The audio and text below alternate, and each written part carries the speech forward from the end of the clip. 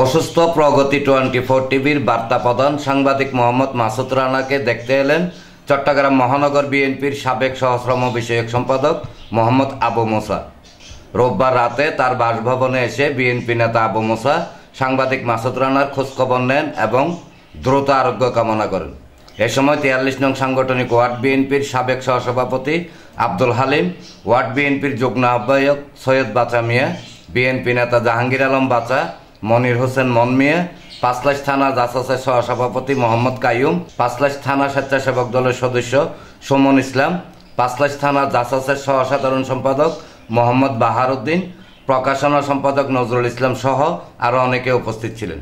পুরা টিম এই চ্যানেলের সুন্দর সার্ভিস মানুষের মাঝে দিচ্ছে।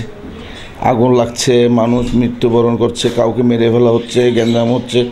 আমরা এই চ্যানেলের মাধ্যমে সুন্দর একটি নিউজ জাতি এবং আমরা জনগণ যারা আমরা জানতে পারি এবং শুনতে পাই এবং সুন্দর লাগে আমাদের থেকে।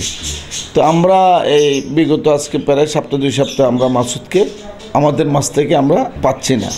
তো তাই আমরা অবশ্যই এখানে আমরা আসছি, আমরা তার সারলীন খোঁজখবর নিলাম এবং আল্লাহ তাআলার কাছে আমরা প্রার্থনা করি তাকে জানি অতি নিকট সুস্থ করে আমাদের মাঝে ফিরিয়ে দেয় এবং এই প্রগতি 24-এর চ্যানেলগুলো আমাদের যে চাহিদা, আমাদের চাহিদাগুলো জানি তার মাধ্যমে পূরণ হয় এবং এই চ্যানেলের পিছনের সামনে যারাই আছে সকলকে আমরা আমার বাংলাদেশ জাতীয়তাবাদী দল বিএনপির পক্ষ থেকে আমি তাদেরকে অভিনন্দন জানাই এবং তাদের কাজ সুন্দর এবং তার পাশাপাশি মাসুদের সুস্থতা কামনা করছি। মাসুদকে আমরা ফিল করছি এবং আমাদের মাঝে মাসুদকে পাচ্ছি না। মাসুদ আল্লাহ তাআলার মেহেরবানিতে তার ভ্যাকসিন সবগুলো নেওয়া আছে, আর মনে হয় 1টা বা 2টা বাকি আছে। তো আল্লাহ তাআলা তাকে সুস্থ করে আমাদের মাঝে দিবেন এবং আমরা তাকে নিয়ে এগিয়ে যাব এবং সেও এবং সমাজকে এবং জাতিকে কিছু দেওয়ার চেষ্টা করবে। ডেস্ক নিউজ, প্রগতি 24 টিভি।